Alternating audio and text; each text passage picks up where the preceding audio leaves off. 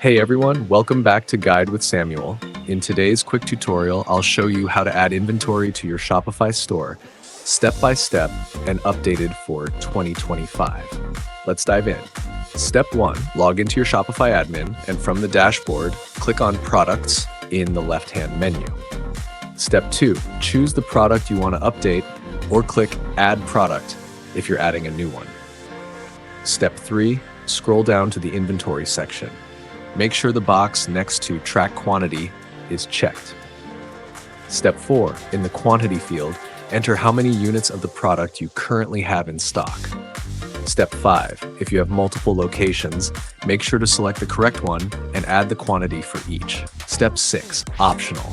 You can also set up a low stock alert by entering a number in the Continue Selling When Out of Stock or Low Stock threshold box. Step 7, once everything looks good, click Save at the top or bottom of the page to update your inventory. Tip: don't forget to repeat this process for each product or variant you're managing in your store. And there you go. You've just updated your product inventory in Shopify the right way. If this helped, give the video a thumbs up and subscribe to Guide with Samuel for more Shopify tutorials in 2025. Thanks for watching.